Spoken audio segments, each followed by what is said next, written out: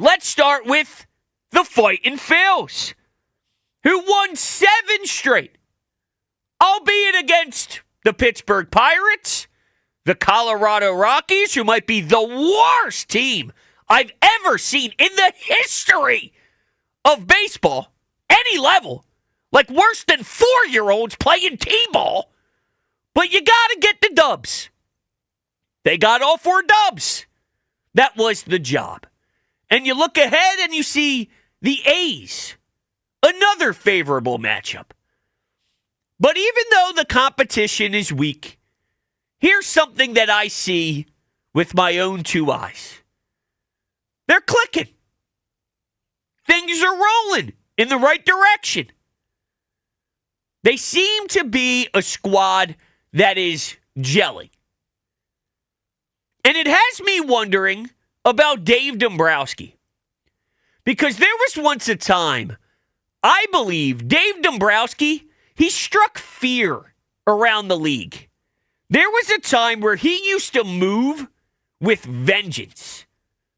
And I don't know if I've gotten that Dave Dombrowski here in Philadelphia, and I miss the old Dave Dombrowski.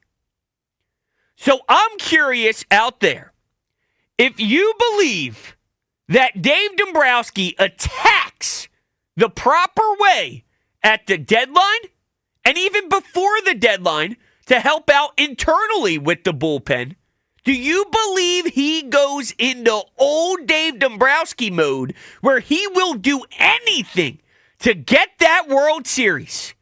He will push any button to make sure that trophy is here in Philadelphia and there is a parade down Broad Street. Or do you think he botches this thing and does something similar to what we've seen when he goes after the marginally better guys? Because that's what it's been for a lot of the deadlines. We're getting marginally better here. We're getting marginally better there. We're doing a little tweak here. No little tweak.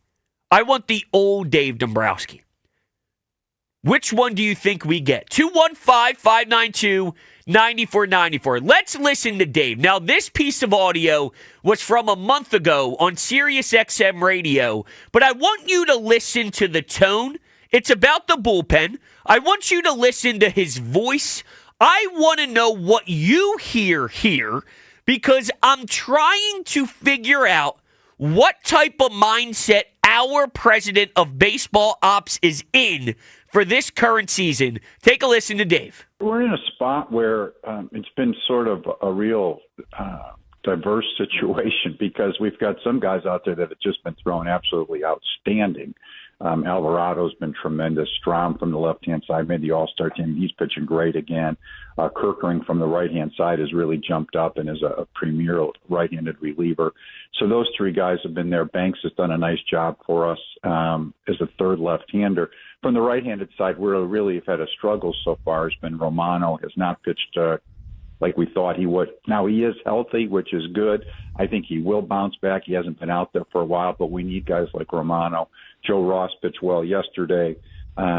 He has been a little bit inconsistent for us. So we need those type of guys to step up. And if they do, and we think they have the capabilities, all of a sudden you say, well, that bullpen's really good, as long as the other guys keep pitching the way they do and stay healthy. But we're in a position where that is something we have to continue to assess. And I do think that guys like Romano and Ross will come around and pitch like they have in the past and be really good for us as the year progresses. 1, whoever was breathing into the microphone that heavy, that's got to stop. That wasn't me. 2, I hear a lot of, Joe Ross, Tanner Banks, if they can get their head on straight, if they can be this, if they can be that. And some of those guys have been utilized now since Jose Alvarado is out. And I'm thinking, Dave is totally going to rely on those names. He's totally going to buy in on Tanner Banks doing well over the last couple of outings. I'm cool with buying into Romano because I think he actually can do something now that he's gotten some life and he's been doing well over the last month. And I never thought he was as abysmal as what we've seen when he was, through his down spurt, if you will. But when I look at Dave, when I hear Dave, when I listen to Dave, I don't get a sense that he's all in to make sure they maximize this core, this culture, this group. I don't know how much longer you have all these puzzle pieces together.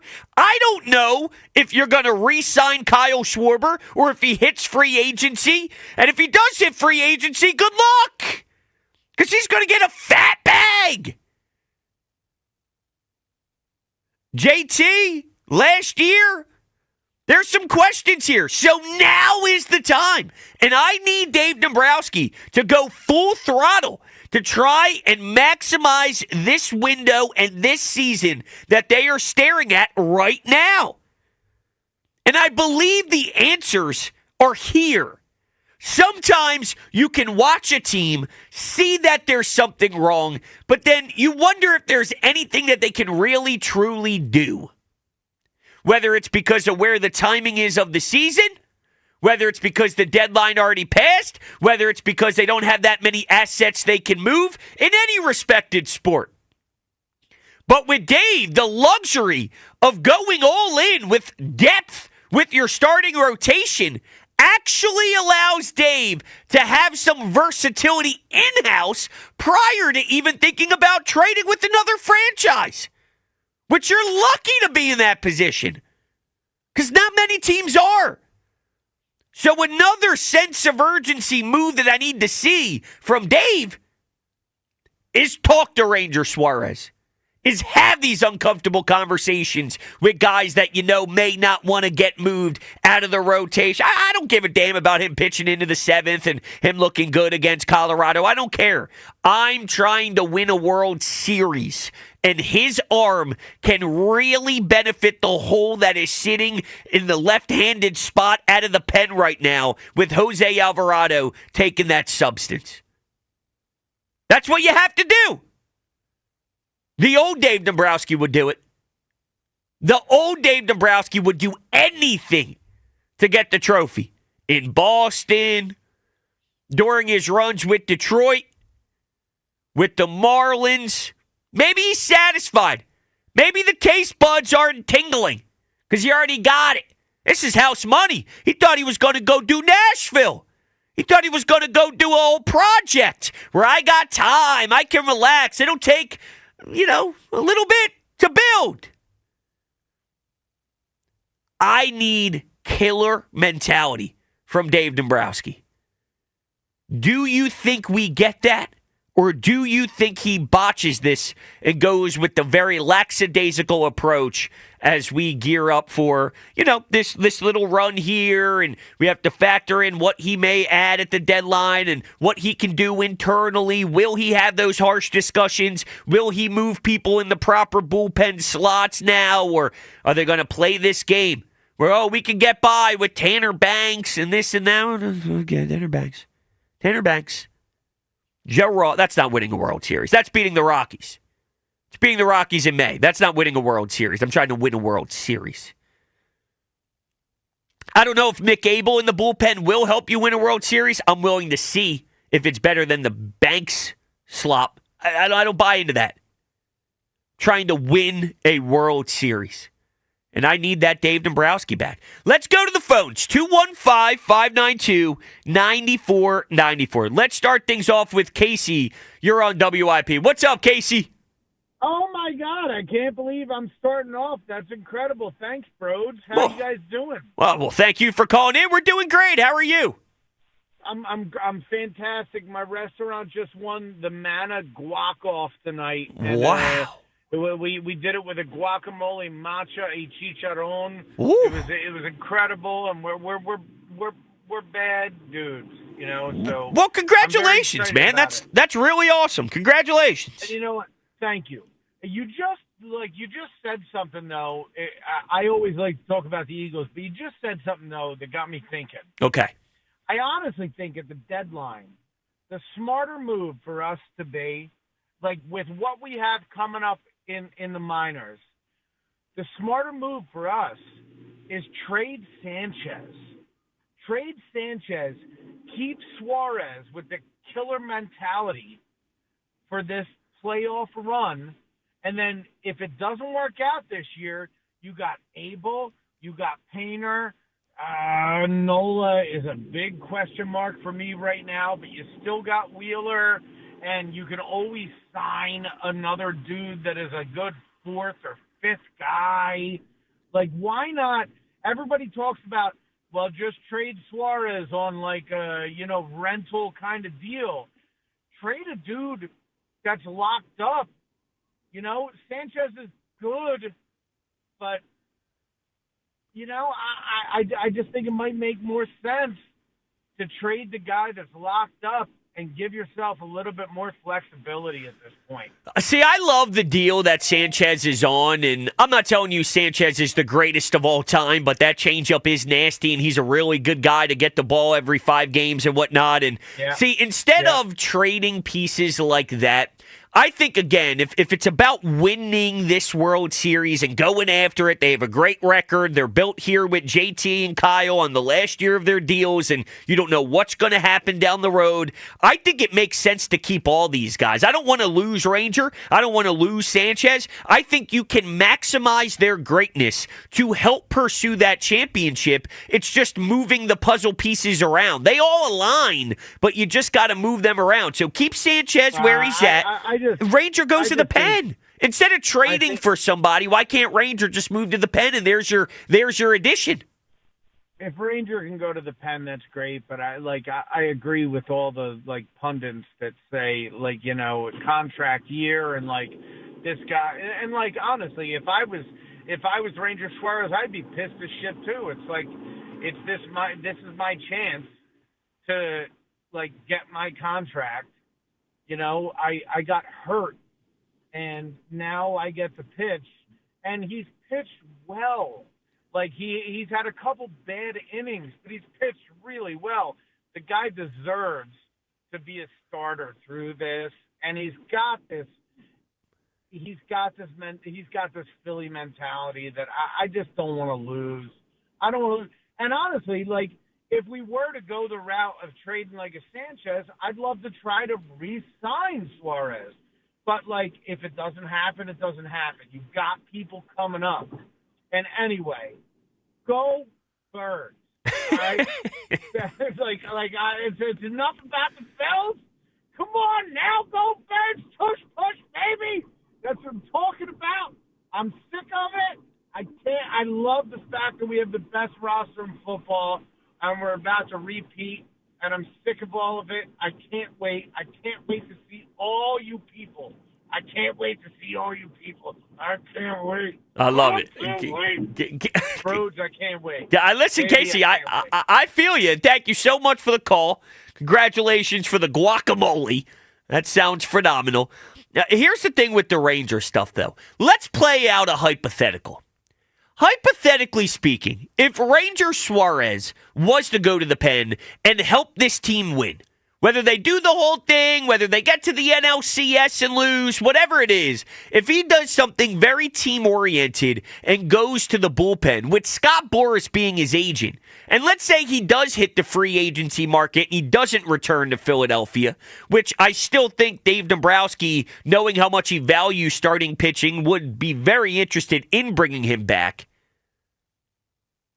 Don't you think other teams know what he did is not the vision for Ranger Suarez down the road? If a team needs starting pitching desperately, they'll look at Ranger Suarez as a starter. Even if for the back end of his final year with Philly, he was asked to be a bullpen arm. They're not just going to automatically treat him like a bullpen arm. They know. They go, okay, hold on a second. Jose Alvarado got popped for PEDs or whatever it was, testosterone. He ended up having the ban, and he couldn't pitch in the playoffs. They needed help with left-handed relieving. They went to someone who is versatile, who is willing to do something team-oriented. And oh, by the way, when he's in the starting rotation, he's a stud. Let's go get that guy. I don't think it hurts his leverage in free agency a lick because he already has so much of a sample size of what he can provide as a starter. Other teams know that. And when Scott Boras is your agent and he's the one who's doing all the conversing and he's the one who's talking to these teams and the presidents and the GMs and they're punching out all these numbers and trying to find the deal happen, he's going to sell Ranger just fine as a starter to get his bag. So I don't think that hurts Ranger. That's poor for Ranger, or that's unfair for Ranger. I don't see it that way. You want to win a World Series or not? Do you want to put this team in the best position to win a World Series or not? That's what it comes down to. And knowing Dave Dombrowski once put fear around the baseball world, there used to be some aura around Dave. Now, I don't think that's it anymore. I don't think the league goes, oh, that's Dave Dombrowski. I think they go, that's Dave. Been around for a while. There's Dave. It used to be like, whoa, there's Dave Dombrowski. Now it's, there's Dave. Hey, Dave. Two totally different reactions. Dave doesn't have that old Dave Dombrowski feel anymore, and I need to get that back. And there's an opportunity for him to do it with some of the moves he can make while looking at this current depth with the starting pitching, while looking at some moves he can do to help out this pen. Does he have the stones to do it? I don't know. Let's go to Ryan in Delran. What's going on, Ryan? Hey, how you doing, Brodes? Good. What's up, dude? So, what do you think when Nola gets off the 15-day IL? What we'll do about the bullpen? Well, I think we have to have a discussion about who would it be? Taijuan Walker at this point? Now, that's not my preferred thing to do, but my guess would be they go right back to Taijuan being moved around a bit. That would be my guess. Okay, yeah, I agree with that. Taijuan has been surprising as a starter, though. I agree. That's why I would feel comfortable if Ranger was the one to get kicked to the bullpen and you throw Nola back out there, because I just don't think Nola's stuff plays in the pen the way Ranger can, especially late. Like, I could see a world where in the 8th inning in a playoff game, I'm going to Ranger.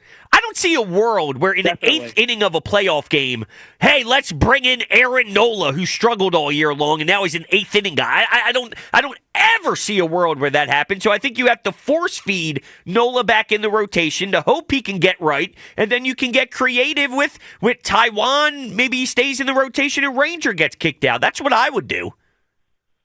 Yeah, I agree with that. I'm a little bit concerned, especially coming off the injury with Nola's velocity.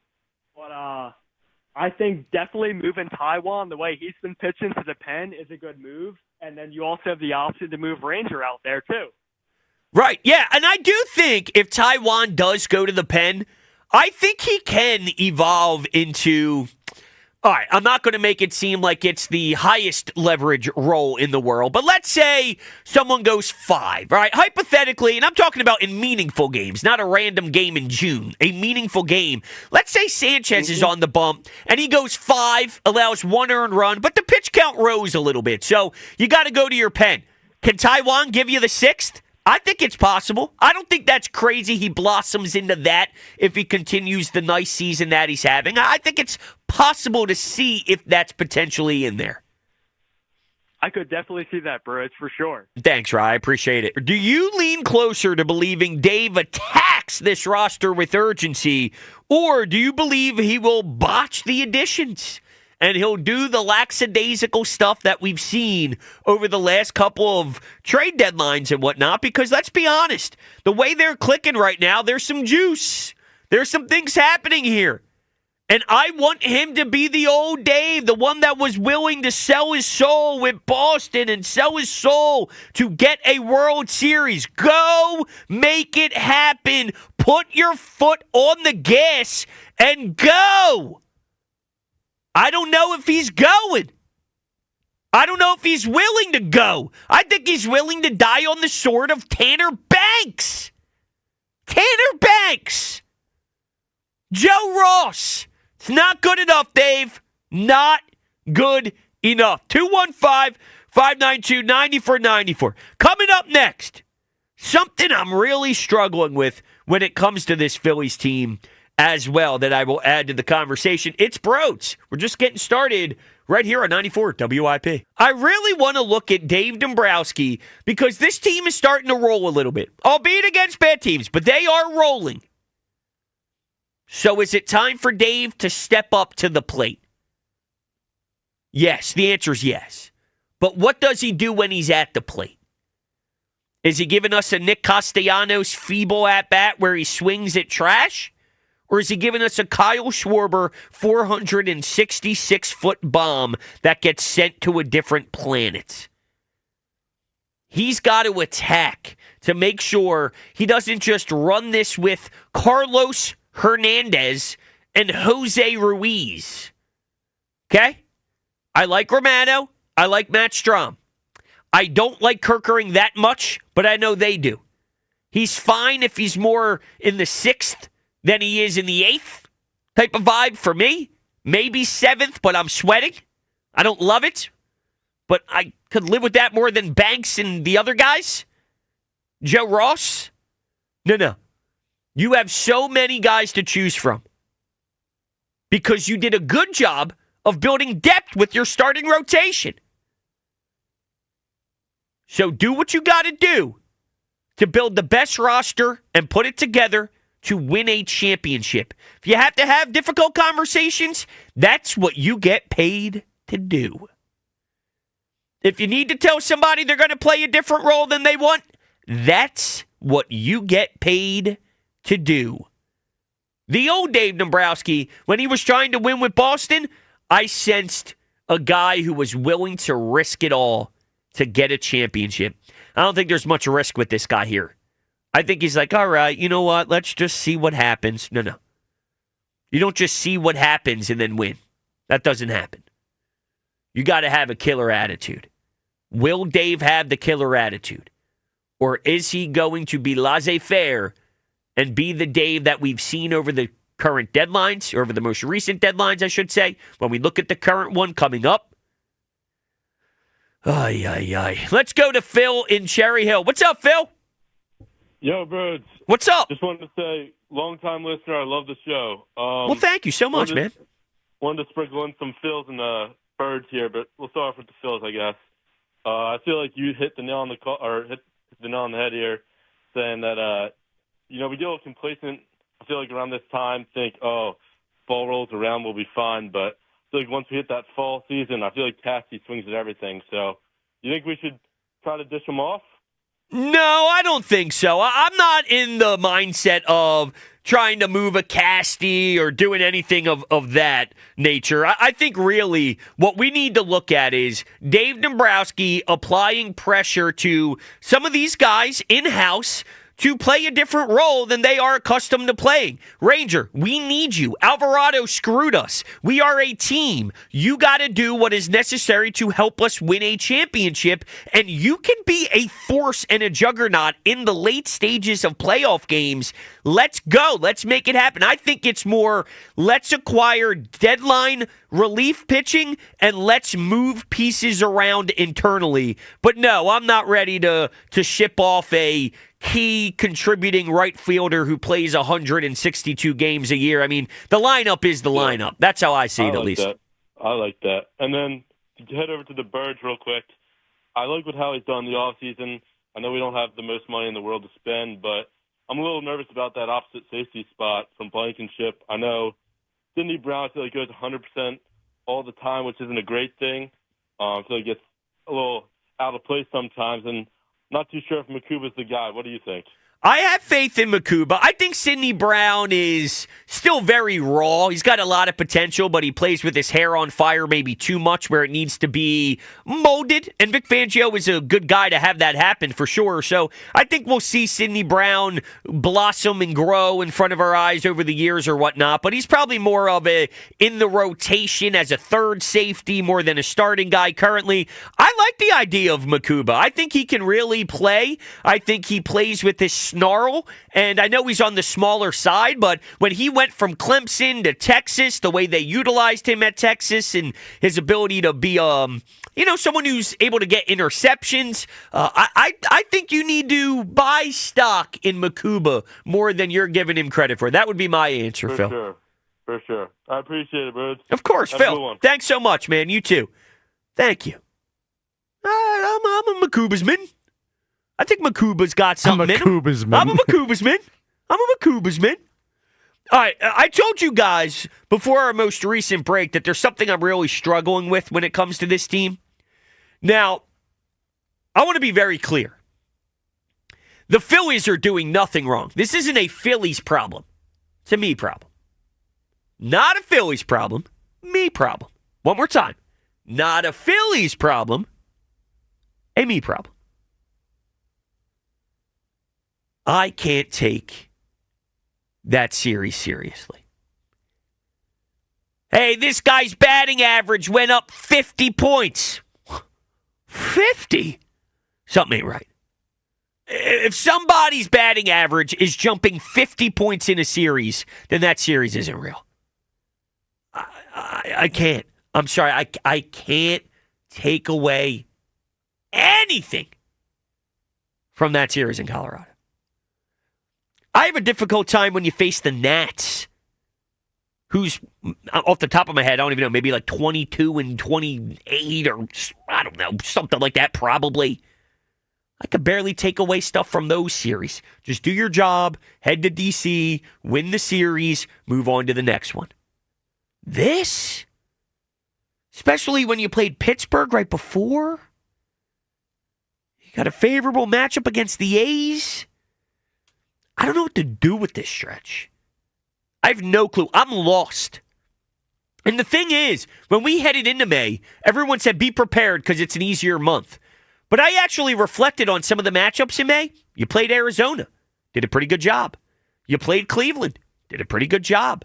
The one that stung, I think, was the home series against St. Louis. You still have Atlanta coming up after Memorial Day weekend, so we'll see how that transpires. But I reflected in May and said, maybe it's not as weak. I know there's weaker teams and there's a stretch, but there's still some things surrounding that stretch that I probably will hold a lot of weight to. Now I'm living in the moment, though, of the stretch that I thought would be easy. Whew. I have no idea what to do with this information because I think it's useless. For a team that is on pace to win 26 games or so, I mean, what am I supposed to do with this? They did what they needed to do. They did nothing wrong. But it's hard for me to go 7 straight, baby. And I'm a ride the emotional roller coaster over the 162 journey type of guy. So even when you do beat bad teams, I normally have some more joy than this. But that's how bad the Rockies are. They're robbing me of joy of beating bad teams. I can't even enjoy beating bad teams. They're so bad. They're that bad. They'd lose a T-ball game versus 5-year-olds. By 10. I don't know what to do. 215-592-9494. Do you believe Dave Dombrowski will be the old Dave Dombrowski, the killer Dave Dombrowski, the I will do anything for a championship Dave Dombrowski? Or do you think he's going to be the ho-hum Dave Dombrowski? That's what we are discussing, so can't wait to get to your phone calls coming up next. And is it time to do the obvious if you're the Phillies? I'll tell you what that is coming up next. It's Brodes. It's 94 WIP.